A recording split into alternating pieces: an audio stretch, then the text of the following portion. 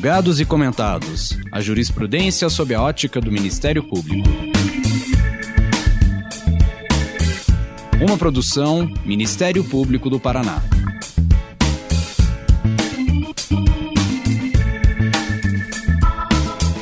Olá, estamos começando mais um episódio de Julgados e Comentados. Eu sou Sâmia Bonavides e hoje abordaremos sobre a atuação extrajudicial na execução de medidas socioeducativas em meio aberto. Para tanto, contamos com a participação de Daniele Tuotto, promotora de Justiça do Ministério Público do Paraná. Vamos conversar nesse episódio sobre a proteção à infância e juventude após a Constituição de 1988 e o Estatuto da Criança e Adolescente. Estes marcos normativos representam a ruptura com o antigo sistema por meio da doutrina da proteção integral, colocando crianças e adolescentes na condição de sujeitos de direito, ao lhes reconhecer a condição peculiar de pessoas em desenvolvimento. Daniele veio contribuir com reflexões de alguém à frente de práticas efetivas de atuação. É também uma estudiosa sobre medidas socioeducativas tão importantes e que auxiliam estes sujeitos no processo de integração social, de sua verdadeira e efetiva socialização. E por que, então, a promotora e o promotor têm um papel relevante como agentes sociomediadores para este público específico? Então, serão mesmo as medidas socioeducativas em meio aberto um meio de atenção especial e eficiente para crianças e adolescentes? Como funcionam medidas como a liberdade assistida e a prestação de serviço à comunidade? E os sistemas SUAS e SINASE? Que são eles? Como contribuem para o atendimento socioeducativo? Existem papéis diferenciados, ou seja, diferentes responsabilidades entre os entes públicos no atendimento deste público de pessoas em desenvolvimento? Especialmente aquela parcela mais exposta às vulnerabilidades? Mas, para que se torne uma realidade concreta, há necessidade de investimentos. E como se dá esta articulação orçamentária para ser possível implementar políticas públicas socioeducativas? É importante o Ministério Público se ocupar disso? A nossa convidada tem, além de uma vasta experiência, premiação pela sua proatividade na área de fiscalização e proposição de medidas junto às instituições de acolhimento e atendimento para adolescentes. Por isso, não há ninguém em melhores condições de abordar estas responsabilidades e obrigações do Ministério Público na socioeducação. Daniele Tuotto, seja muito bem-vinda. Olá, é um prazer imenso estar aqui hoje. Desde logo agradeço, doutora Sâmia, por essa oportunidade de conversar um pouquinho sobre a atuação do Ministério Público na execução de medidas socioeducativas. Eu sou Daniele Cavalli Tuotto, sou promotora de justiça titular da 3ª Promotoria de Infância e Juventude de Curitiba, dos adolescentes em conflito com a lei, e hoje também acumulando as funções no Centro de Apoio às Promotorias da Criança e Adolescente da Educação do Ministério Público do Paraná, onde sou responsável pelas áreas da socioeducação e do orçamento público. Já são 20 anos de trabalho, quase 20 anos de trabalho no Ministério Público do Paraná, a grande maioria deles dedicados à infância e juventude. E há 10 anos, exclusivamente trabalhando com as políticas públicas socioeducativas, Minha promotoria de justiça, ela trabalha não só com a execução de medidas socioeducativas, mas com toda a política pública, todos os direitos difusos, com a implementação e execução das políticas públicas socioeducativas em todo o estado do Paraná. Obrigada, Daniele. Indico, para quem desejar compreender melhor o que é o Ministério Público como agente político sociomediador, nossa conversa aqui no podcast, no episódio 48. Foi com o promotor de justiça aposentado do Estado de São Paulo, Marcelo Goulart, e ainda sobre a importância do Ministério Público como elaborador e responsável pelo acompanhamento da execução de políticas públicas, o episódio 76, que foi o último, anterior a esse, com o pesquisador da Fundação Getúlio Vargas, Rafael Viegas. Daniele, como funciona no Brasil o sistema de responsabilização e de reintegração social dos adolescentes na condição de em conflito com a lei? Essa mudança normativa se reflete na forma como atua hoje o sistema de justiça?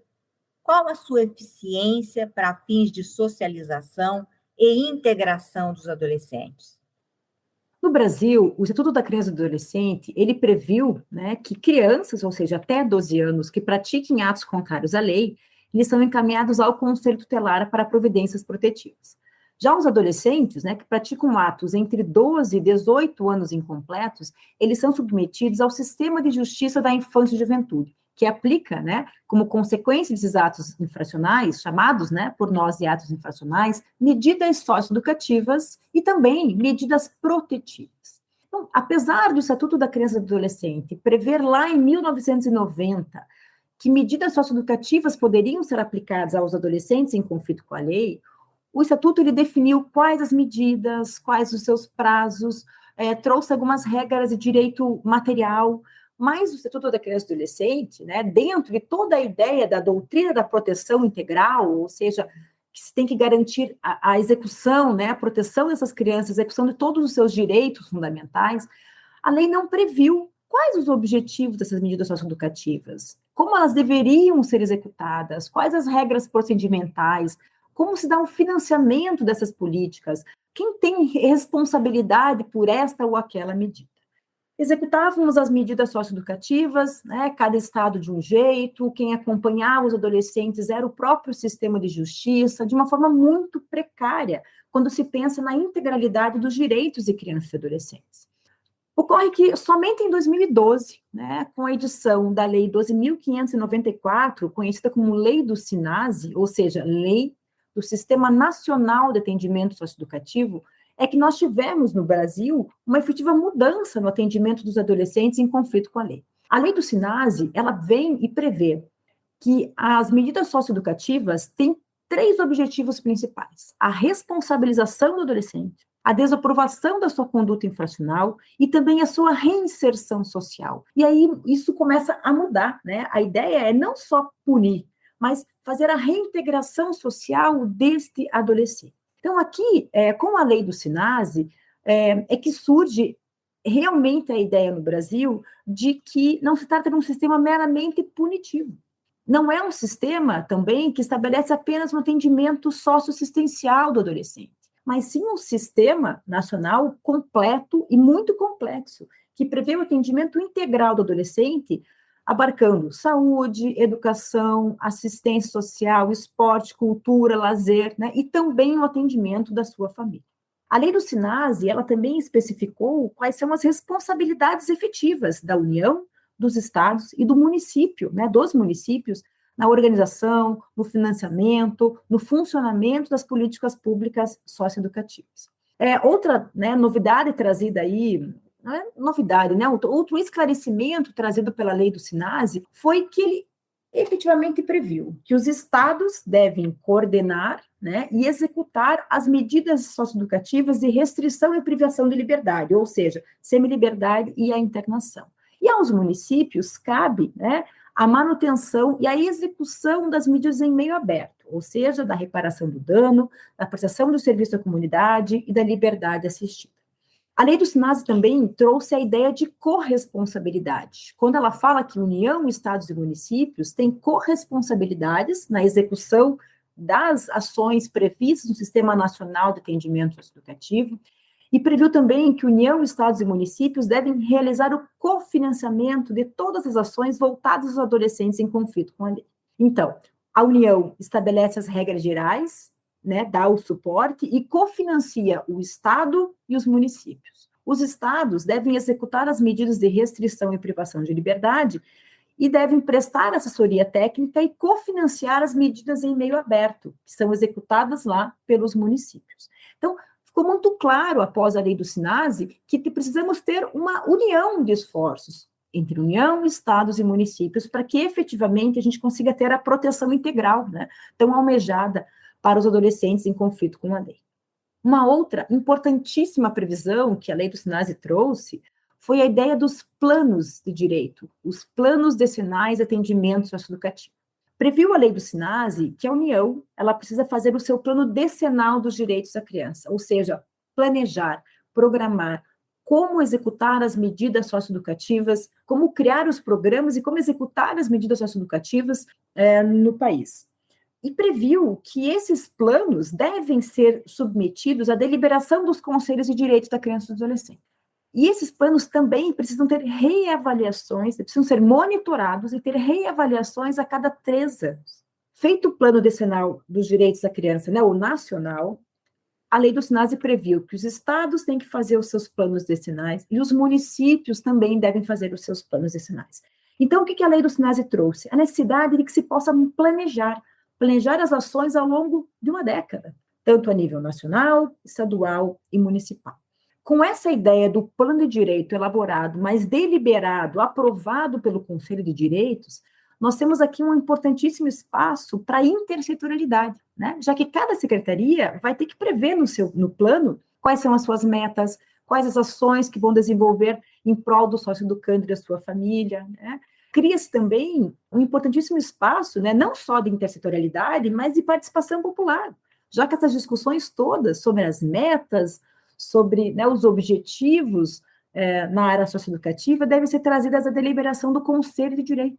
E aqui, afora a intersetorialidade e afora a participação popular, cria-se um importantíssimo espaço para o Ministério Público, para que o Ministério Público possa participar das discussões, possa, então, colaborar, possa ter voz aí nesse momento de construção da política pública socioeducativa, do monitoramento dos planos decenais de atendimento socioeducativo, no acompanhamento dos programas de execução de medidas socioeducativas.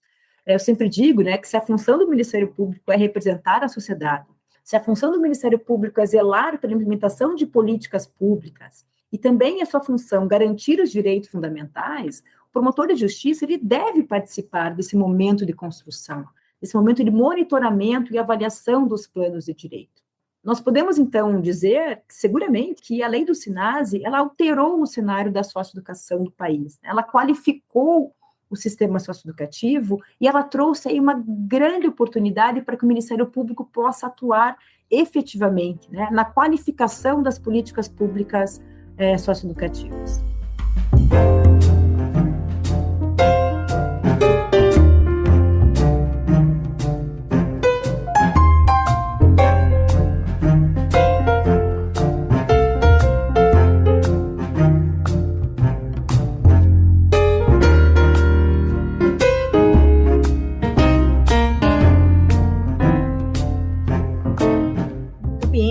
É tão bom a gente conversar com alguém que não só entende profundamente, como mostra compromisso com o tema, paixão pelo tema, habilidade para lidar com ele.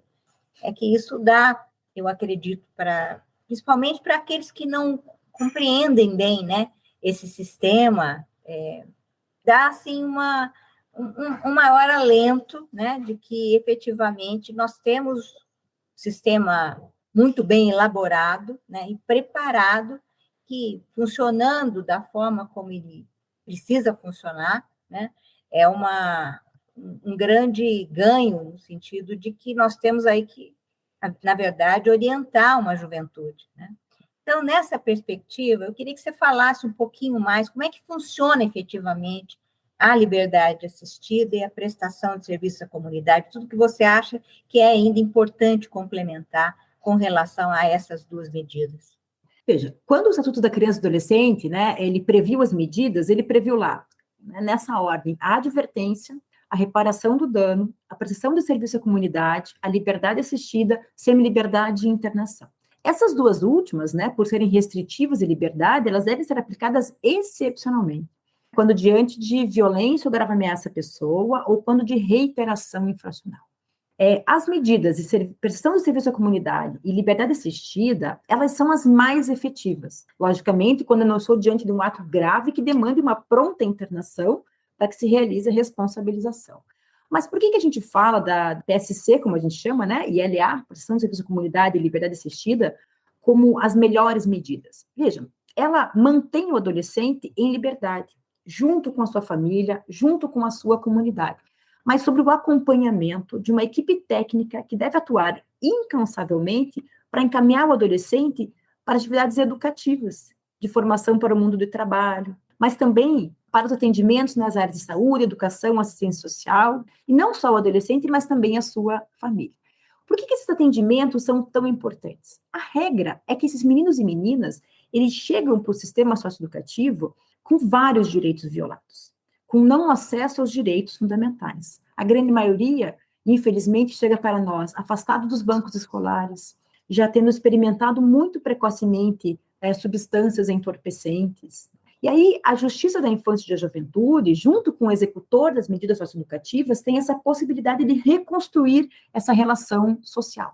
Então, como é que funciona? Uma vez aplicada a medida lá de serviço à comunidade ou à liberdade assistida, esse adolescente ele é encaminhado junto com a sua família para uma equipe técnica do município, que vai, então, elaborar o seu plano individual de atendimento, o seu PIA. Vamos pensar, a liberdade assistida, ela tem um prazo mínimo de execução de 6 meses. Então, a lei fala, eu encaminho o menino e a menina para, no mínimo, 6 meses de acompanhamento por essa equipe.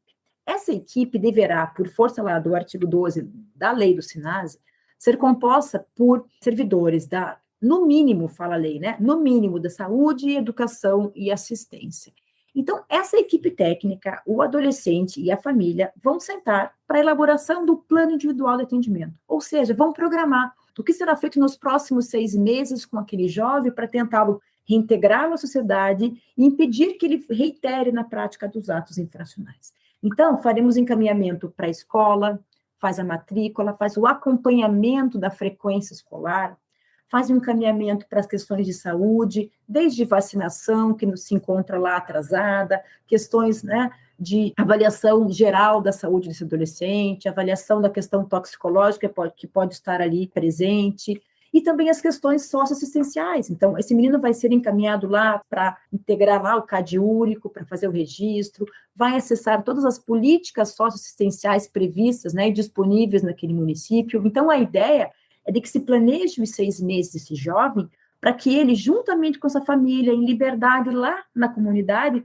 possa ir aos poucos, ao longo desse período, se organizando, retomando aí o seu dia a dia afastado das práticas infracionais e retomando, né, saúde, educação, assistência, esporte, cultura e lazer. Então, se a ideia, né, não é só punir o adolescente, como diz lá, os objetivos não são só a responsabilização, mas também a reintegração social, a ideia de que ele, em liberdade, tem esse acompanhamento, né? Afinal, tanto o 287 da Constituição Federal, né, quanto o Estatuto da Criança e do Adolescente, eles dizem que é dever da família, da comunidade e da sociedade garantir os direitos dos adolescentes. Então, estando no seio da sua família e acompanhado pelo município, pela sua comunidade, nós temos os resultados muito mais efetivos.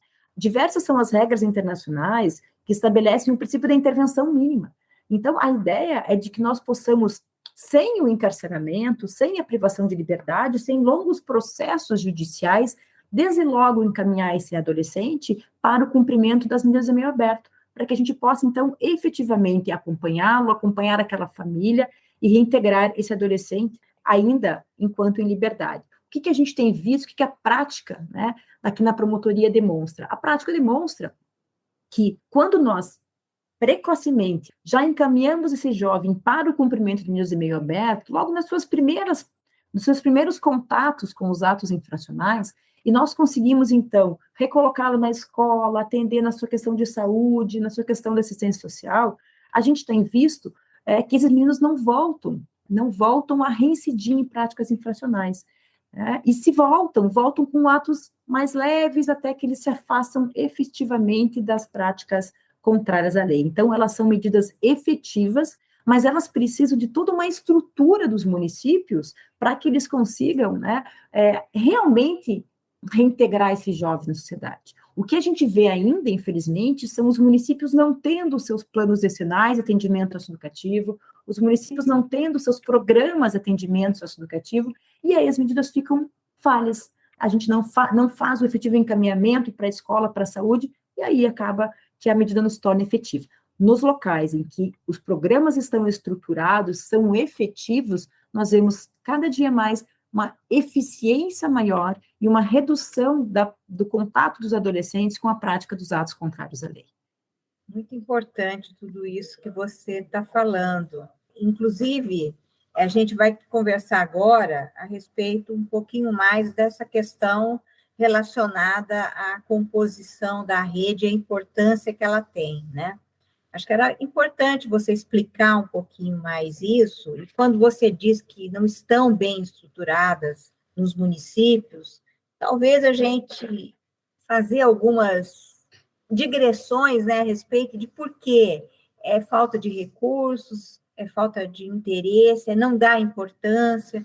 Acho que era importante você falar um pouco sobre o SUAS, o sistema SUAS e o sistema SINASE, embora você já tenha na introdução tocado a respeito, né, dessa efetiva importância e da importância de ser uma rede bem articulada, né, e deste papel que você também já iniciou explicando, né, entre os diferentes entes públicos no atendimento das crianças e adolescentes, principalmente quando a gente pensa naqueles que estão expostos a mais vulnerabilidades, né?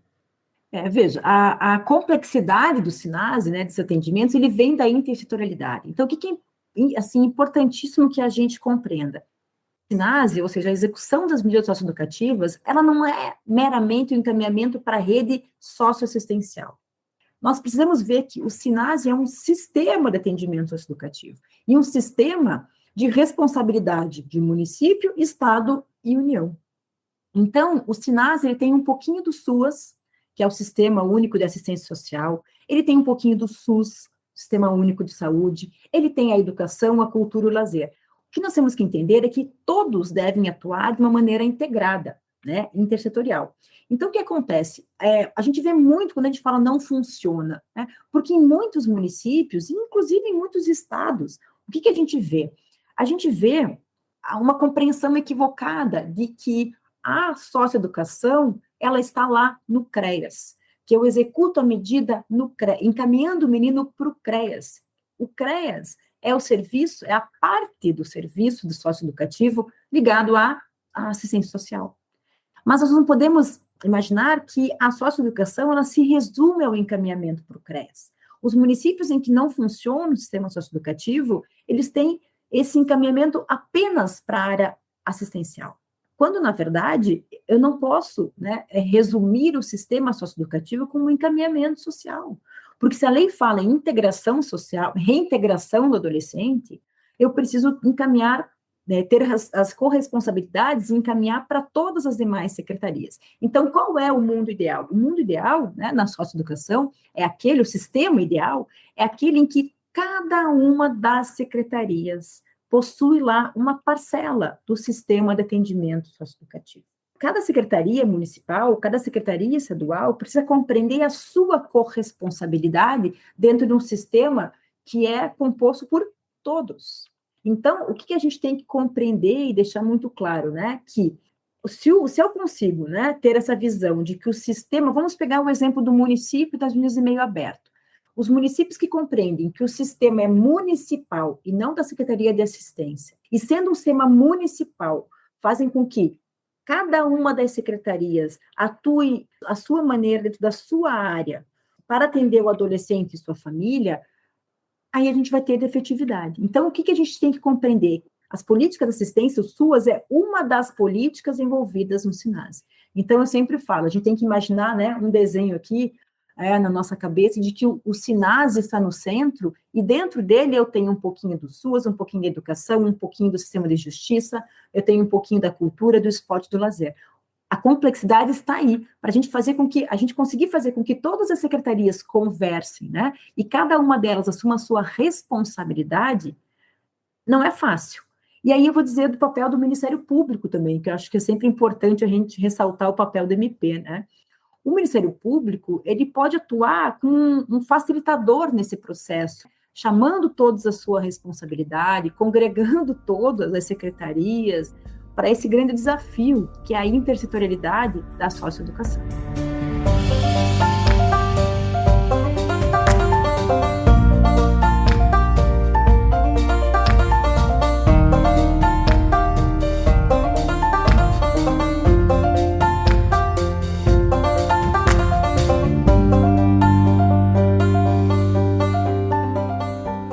Agora a gente vai passar assim, a conversar um pouquinho a respeito, vamos dizer assim, dos recursos para que isso funcione bem, né? O que você poderia dizer, Daniele?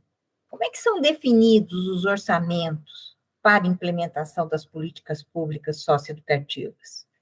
De que maneira podemos implementar um efetivo controle e fiscalização para a melhor execução destes recursos e o papel que tem o Ministério Público nisso? É importante a participação, o conhecimento do Ministério Público nessa área, porque a gente já viu a importância que teria esse sistema funcionar bem, né? Como é que a gente pode ajudar nisso? O que você tem a dizer a respeito disso? Eu acho que é mais do que importante, é imprescindível a participação do Ministério Público em todo esse processo, né? Veja, essa intersetorialidade, essa transversalidade dos direitos que envolve o sistema socioeducativo torna a compreensão do financiamento, né, das políticas socioeducativas uma árdua tarefa. Então, veja, como é que a gente pode falar que está desenhado aí essa questão do financiamento do sistema socioeducativo? Veja, falamos agora há pouco, se o SINASE é um sistema interdisciplinar, a gente tem que pensar que em cada uma das secretarias do Estado, para as medidas, né, de restrição de liberdade, ou do município, para as medidas de meio aberto, cada uma das secretarias deve ter no seu orçamento recursos públicos destinados aos adolescentes em conflito com a lei. Então, eu precisaria ver lá na educação o que eu tenho para o SINASE, lá na cultura o que eu tenho para o SINASE. Então, cada secretaria que executa lá um pedacinho da política socioeducativa deve ter em seu orçamento o recurso necessário para essas políticas. Vamos pegar um exemplo da medida de internação, né, do sistema fechado. A Secretaria de Justiça, no caso aqui do Estado do Paraná, lá no seu orçamento tem a previsão para o pagamento dos servidores que trabalham nas unidades, para o custeio dessas unidades, para a alimentação dos adolescentes. No orçamento da Secretaria de Educação, eu vou ver lá todo o financiamento da educação dentro das unidades de internação. Dentro das unidades de internação, nós temos escolas com professor, com diretor, com pedagogo. E todo o custeio dessa parte da educação é feito pelo orçamento da Secretaria de Estado da Educação. A Secretaria de Estado da Saúde, a mesma coisa. Então, cada uma das secretarias precisa ter em seu orçamento o recurso suficiente. Mas, quando se fala na socioeducação, é importantíssimo que a gente fale também de uma outra importante fonte de financiamento das políticas socioeducativas, que são os fundos da infância e da adolescência. Por expressa previsão legal, nós temos 3 despesas que a gente chama de despesas obrigatórias dos fundos da infância. O acolhimento sob forma de guarda, as políticas, né, da primeira infância e o SINASE. O artigo 31 da lei do SINASE, ele prevê expressamente que anualmente, os fundos nacional, os estaduais e os municipais, eles devem destinar um percentual dos recursos do fundo para o sistema socioeducativo. Infelizmente, né, isso não está sendo observado. Nós vemos estados que sequer têm recursos, né, suficientes lá no seu fundo da infância e adolescente. Nós vemos estados e municípios que têm recursos no fundo e que usam para diversas coisas, menos para aquelas despesas obrigatórias, entre elas o SINASE. Aqui, né, vemos mais uma importantíssima função do Ministério Público. O promotor de justiça, antecipadamente, de uma forma preventiva, cumprindo aí a sua função constitucional, sua função legal, ele deve acompanhar a elaboração das leis orçamentárias, para que os recursos destinados às políticas da infância sejam previstos, né, nas leis orçamentárias, assegurando, então, que a gente consiga executar as medidas e garantir a tal da prioridade absoluta, que é tão sonhada, né, por nós que trabalhamos na área da infância. Além disso, o que deve o Ministério Público fazer? Acompanhar as reuniões do Conselho de Direitos da Criança e Adolescente. Não só para que ele elabore bons planos de direito, como nós falamos aqui, os planos decenais de atendimento socioeducativo, mas também para que o Conselho delibere adequadamente os recursos dos fundos da infância. Promotores de justiça presentes lá no Conselho de Direitos para questionar o Conselho. Olha, cadê o percentual anual para o sistema socioeducativo? Os conselhos devem deliberar. Eles deliberam a política da infância e eles são os gestores do fundo da infância. Então, o promotor de justiça presente, ele pode cobrar o Conselho de Direitos, solicitando, então, que ele designe, que ele delibere um valor anual para as políticas socioeducativas. Me recordo aqui, quando comecei a participar, acompanhar o Conselho Municipal em Curitiba, que nós não temos um fundo municipal da infância com volume grande de recursos e que não se destinava um percentual deles para o sistema socioeducativo.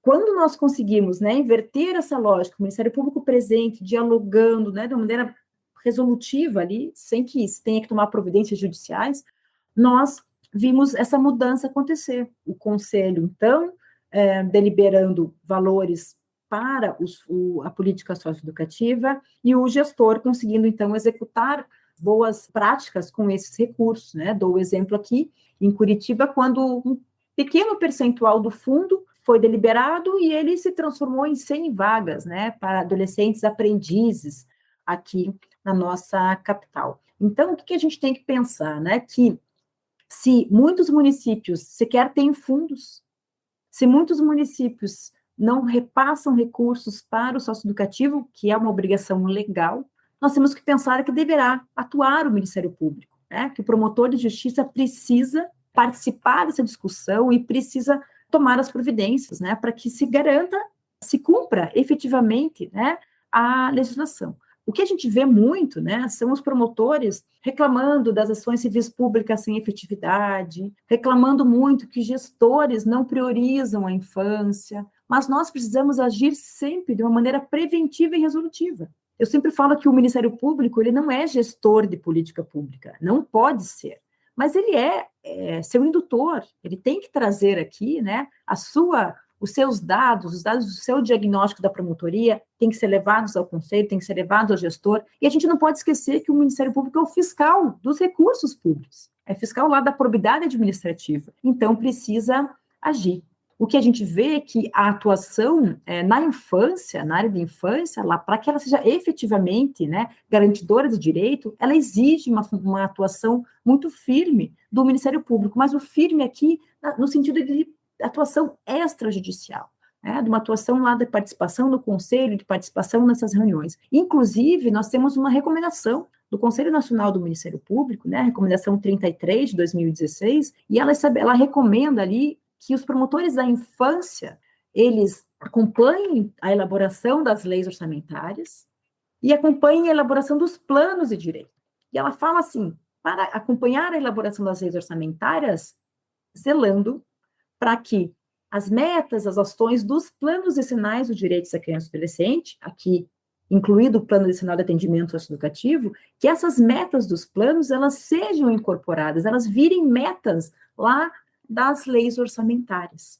E também recomendo ao Conselho Nacional do Ministério Público que o promotor de justiça, inclusive em cooperação, Promotoria da Infância, Promotoria de Patrimônio Público, para que fiscalizem os recursos dos fundos da infância e do adolescente. Então, a ideia, né, é de que existam recursos em cada uma das secretarias que executam políticas da infância e que existam recursos nos fundos da infância, tanto no Fundo Nacional, quanto no estadual, quanto nos municipais, e que anualmente um percentual desse recurso seja destinado aí às políticas de atendimento socioeducativo. É uma complexa rede, porque eu preciso ter em todas as secretarias algum recurso, e por isso é importante que o promotor de justiça se qualifique, compreenda minimamente como é que funciona aí a elaboração das leis orçamentárias, como é que acontecem as deliberações do Conselho de Direitos, para que ele possa, então, de maneira qualificada, né, zelar pela implementação das políticas públicas socioeducativas.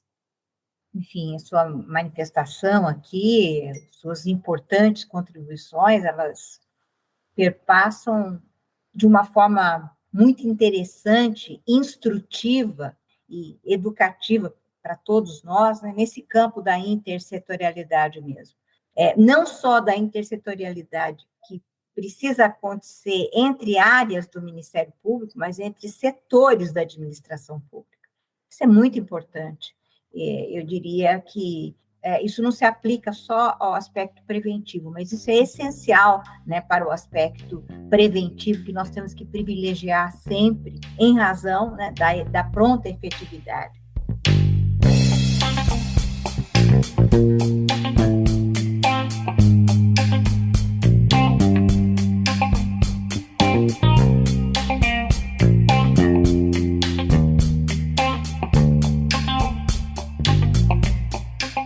E agora, Daniele, queria que você falasse um pouco, em razão dos anos que você tem de prática, né, na atuação ministerial, em relação às promotorias mesmo de adolescentes em conflitos com a lei.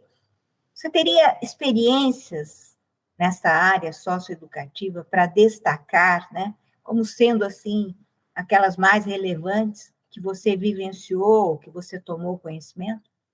Sim, acho que ao longo desses quase, né, estou completando aí, daqui a 2 meses, 3 meses aí, 20 anos de trabalho no Ministério Público, e a grande maioria deles dedicados à infância. Eu tive a experiência, né, durante toda a minha carreira, da criação, de ter participado, né, da criação de programas de atendimento socioeducativo. A minha comarca de entrância inicial, uma comarca de 20 mil habitantes, nós criamos lá um programa de atendimento socioeducativo, isso ainda antes da lei do SINASE, né, ainda é muito incipiente, mas criamos uma metodologia, um fluxo de trabalho com os adolescentes em conflito com a lei. Fui para a minha comarca de intermediária, também na promotoria de infância, né, uma comarca de 45 mil habitantes, e lá também tivemos a felicidade de acompanhar um grande movimento na cidade pela criação, né, de um local, de um espaço para o atendimento do adolescente em conflito com a lei. E aí eu chego na final, aqui em Curitiba, né, uma cidade com quase 2 milhões de habitantes, e também passei por essa grande experiência da implementação do programa de atendimento socioeducativo aqui em Curitiba. E eu posso seguramente dizer, né, que Curitiba é um grande exemplo de programa de atendimento socioeducativo e principalmente dessa atuação extrajudicial e resolutiva do Ministério Público. Eu chego na Promotoria de Infância Infracional em Curitiba, no finalzinho de 2012, né, ou seja, logo após a entrada em vigor da lei do SINASE. Curitiba, capital, né, não tinha programa de atendimento socioeducativo, não tinha plano, não tinha equipes qualificadas, nós tínhamos uma reiteração infracional na casa dos 30%. Tínhamos, à época, cerca de 300 óbitos por ano de adolescentes ligados ao sistema socioeducativo. A socioeducação, eu posso dizer que era uma ficção, e nós tínhamos, em consequência disso, nós tínhamos a unidade socioeducativa sempre lotada. As unidades socioeducativas aqui de Curitiba, elas viviam em superlotação, né? O SENS Curitiba, unidade de internação provisória, vaga para 100, e aí a gente tinha 150, 160, 170 adolescentes, onde cabem 100. E o que eu fiz como promotora, né? Eu instaurei lá um procedimento administrativo para acompanhar esse assunto e já para acompanhar a elaboração do plano decenal que a lei do SINASE, recém-publicada, exigia que o município elaborasse. Diversas, inúmeras, incontáveis reuniões e nenhuma vontade política à época de criar um programa.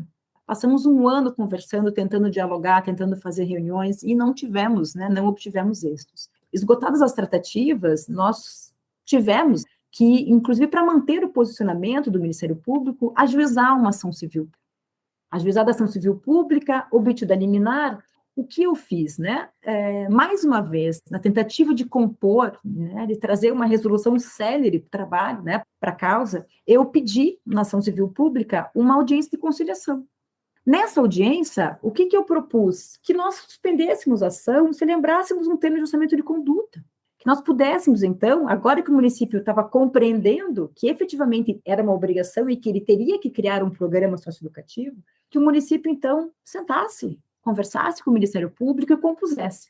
O município de Curitiba concordou. E aí começa a grande virada, né, da socioeducação aqui na capital, que foi um grande processo de construção coletiva. O Ministério Público sempre presente, até porque, como era tudo pós uma liminar, com uma ação civil pública já em andamento, o Ministério Público se fez muito presente na elaboração do plano de direitos, né? E aqui, né, digo que foram 49 reuniões da rede para que nós construíssemos um plano de direitos em Curitiba. Foi inscrito o programa, ele começou a ser implementado, partimos para a capacitação de todas as equipes e conseguimos construir um programa com 10 equipes exclusivas para atendimento socioeducativo e equipes, então, compostas, de acordo com a lei do SINASE, por um servidor da assistência, um servidor cedido da saúde e um servidor cedido da educação.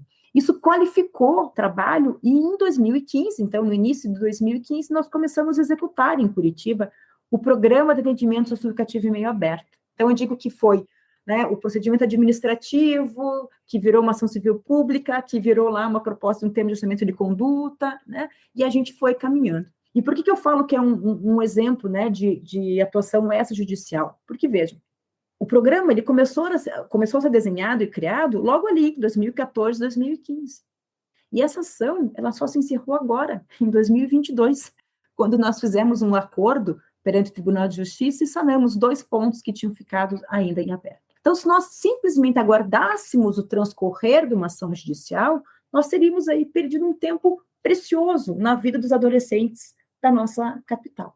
Começamos, então, a executar o programa de atendimento socioeducativo aqui em Curitiba e começamos a colher os frutos de um bom trabalho, de um trabalho qualificado, de um trabalho técnico.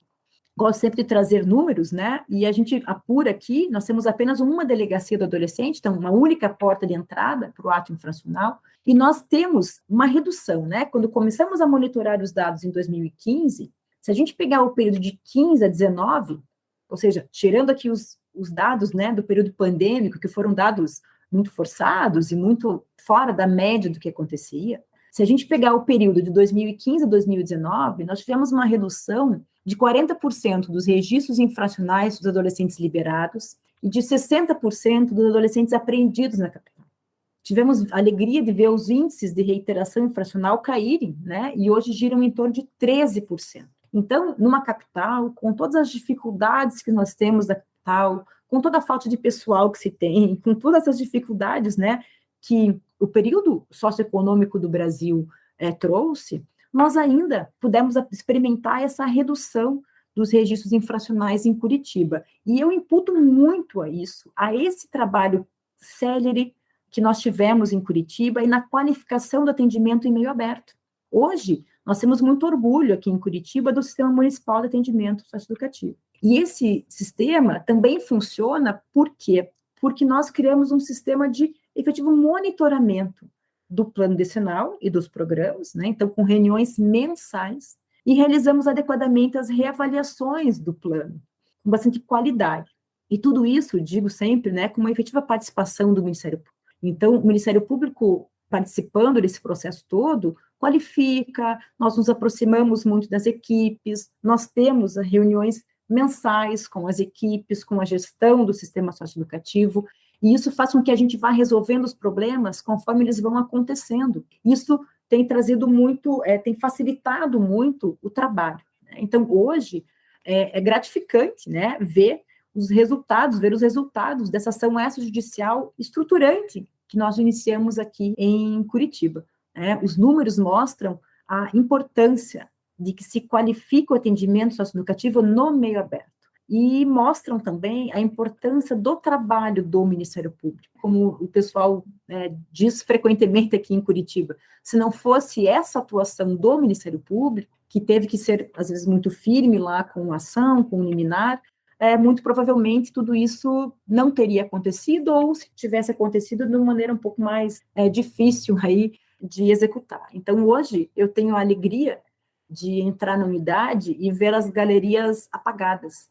Mesmo antes da pandemia, nós já trabalhávamos com 50% da capacidade de atendimento da unidade socioeducativa. Isso é um trabalho, obviamente, de muita gente e por muitos anos, né? Eu estou falando de um trabalho que começou em 2015, e nós estamos agora em 2022. É um trabalho árduo, de muita gente, que envolveu muitos atores, envolveu muito o sistema de justiça, muita parceria com o Poder Judiciário, Defensoria Pública, todos os órgãos do sistema de garantias e direitos, mas a gente pode trazer assim como uma experiência exitosa da atuação extrajudicial e estruturante do Ministério Público e da qualificação do sistema socioeducativo. A partir do momento em que qualificamos o meio aberto, passamos a experimentar, né, o decréscimo aí dos atendimentos de adolescentes apreendidos e lá com restrição e privação de liberdade. Me parece que esse é o grande sonho, né, para nós da infância, vermos esses meninos e meninas lá no atendimento, meio aberto, junto às suas famílias, e não privados de liberdade. Ninguém gosta, né? Ninguém quer ver adolescentes de 12, 13, 14 anos em privação de liberdade. Então, foi uma experiência muito, muito gratificante, né? E temos orgulho em Curitiba, né, de termos construído, em parceria, né, o Ministério Público, o município de Curitiba, esse nosso sistema de atendimento socioeducativo.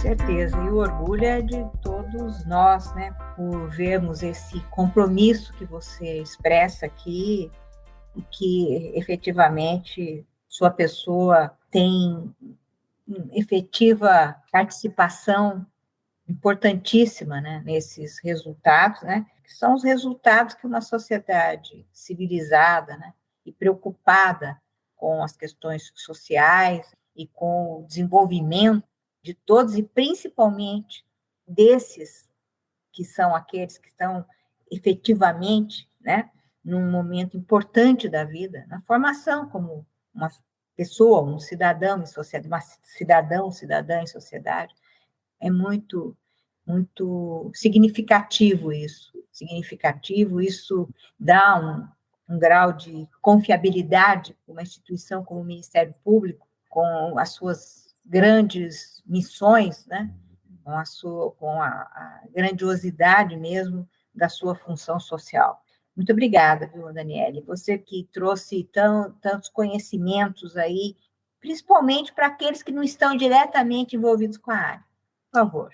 Acho que só agradecer, né, mais uma vez a oportunidade de trazer um pouquinho aí dessa experiência, né, amelhada ao longo dos anos de trabalho na infância infracional, e sempre trazer, né, a ideia de que precisamos acreditar no sistema socioeducativo. Nós vemos quanto é gratificante nós termos adolescentes, nossos meninos e meninas estudando, trabalhando, sendo jovens aprendizes e afastados aí do mundo infracional. É um trabalho que o Ministério Público pode contribuir com a sociedade, fazendo com que esses meninos e meninas tenham o seu futuro garantido. Se tanto queremos a proteção integral, que lutemos por ela. Então, nós temos uma parcela de atribuições, né? Nós temos uma atribuição muito significativa nessa área. E fica aqui o convite a todos os promotores e promotoras de justiça que estão ouvindo o nosso podcast para que se dediquem, para que trabalhem em prol dos nossos meninos e meninas do sistema socioeducativo. Muito obrigado pela oportunidade de estar aqui hoje. Nós é que agradecemos. E não se esqueça, entretanto, antes de sair, de curtir ou se inscrever em nossas redes sociais, assinar o nosso podcast no aplicativo de sua preferência. E você também pode participar da elaboração dos julgados e comentados. Para sugerir um tema, encaminhar dúvidas ou comentários, envie para a gente no e-mail julgadosecomentado@mppr.mp.br ou pelas nossas redes sociais. Muito obrigada a todos e todas e até a próxima.